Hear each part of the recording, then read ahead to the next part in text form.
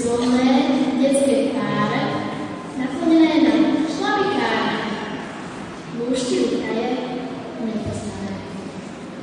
Máma, my sa máme, zvedavé naše lica, usmievala sa poštovca. Boli ste s nami ako mami, a z ňou rástom rástom nami. A čo sme dnes asi? Zrelé klasy, veľa sa zvonce nočných kvetín, no celkom iste šťastné deti, čo za to všetko z lásky veľkej vyznať chcú svojej učiteľke, kyticou kvetov zo záhrady, ako ju majú veľmi radi.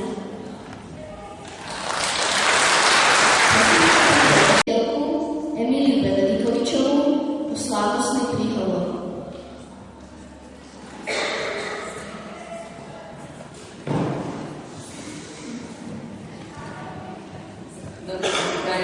Všetkým prítomným. Je mi cťou, že môžem srdečne privítať túto milú spoločnosť ako riaditeľka tunajšej školy. Teší ma, že v tejto uponáhľadnej dobe, hektickej dobe, našli ste čas a prijali ste naše pozvanie. Osobne medzi nami vítam zástupcu z mesta, pani vedúcu magistru Ruženu Matovú,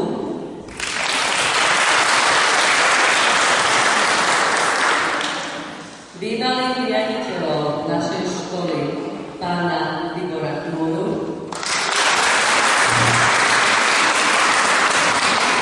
pána Karola Trafaja,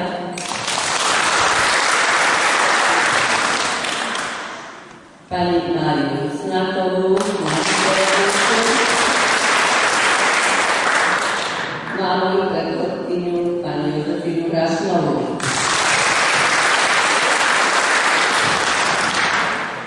Zároveň sa teším a vítam medzi nami aj súčasných riaditeľov základných škôl, takže teším sa, že ste prijali naše pozvanie a že ste prišli povzbudiť naše rady. Samozrejme aj niektoré osobnosti, sú to bývalí žiaci, ktorí chodili do našej školy a určitým spôsobom sú už osobnostiami, že ich spoznávame aj ináč, ako že boli naši žiaci. No a samozrejme vítam všetkých vás skutočne srdečne ešte raz, že to pozvanie ste prijali.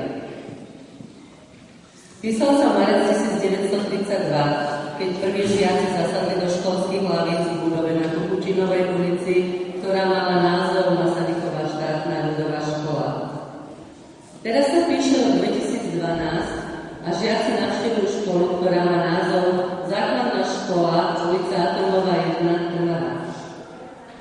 Medzi týmito dátumami je rozdiel 80 rokov. V priebehu dlhého obdobia škola menila svoj názov. Že sa názvy menili, súviselo so zmenami spoločnosti aj podľa charakteristik doby.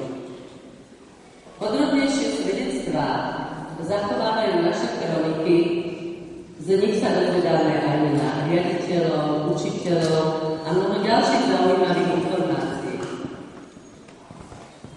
80 rokov existencie školy znamená, že jej prach prekročilo tisíce žiakov, že dnešní 80-tníci, ktorí začali vtedy chodiť do prvej triedy do našej školy, majú 86 rokov, mnohí bohužiaľ už nie sú medzi nami.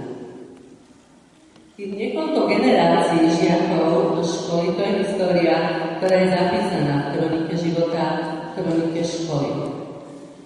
Pri jej listovaní v nej sa pred očami rozvíjajú príbehy zo života žiakov, pedagógov i ostatných pracovníkov, príbehy, ktoré sú nezmazateľné a poznačili život každého z nás.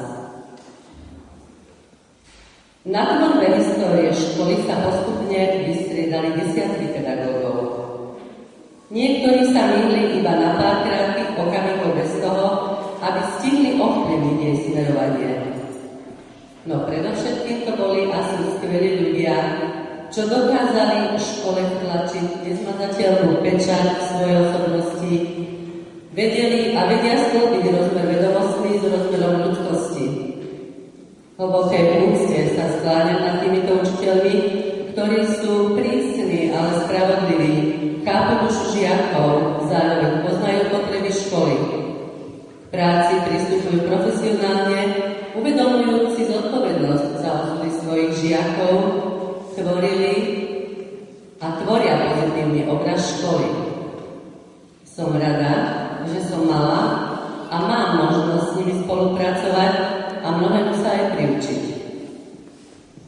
Nemožno samozrejme zabudnúť aj na úspechy mnohých žiakov, vedomostných, recitačných, umeleckých či športových súťažiach. Mnohí žiaci ďalej rozvíjali svoj talent a dnes sú z nich známi ľudia v meste, na Slovensku, ale i v zahraničí, kde šíria dobré meno rodného mesta. Poďakovanie teda patrí všetkým pedagógom a pracovníkom školy, ktorí svojim zodpovedným prístupom formovali osobnosti žiakov za 80 rokov existencie školy. Aj rodičom, ktorí zodpovedne vychovávali svoje deti i tým, ktorí pomáhali škole formou odbornou, materiálnou či finančnou. Ak ste zvedaví a chcete vedieť o našej škole viac, zastavte sa vo vedľajšej miestnosti. Históriu si môžete prelistovať v našich kronikách, ktoré sú vám k dispozícii. O dnešnej škole a jej blízkej minulosti ponúkame aj zaujímavú videoprodukciu, ktorú si tiež tam môžete zhliadnúť. No a teraz opäť odovzdávam slovo našim milým moderátorom Emke Rapavej a Lukášovi Poláčkovi.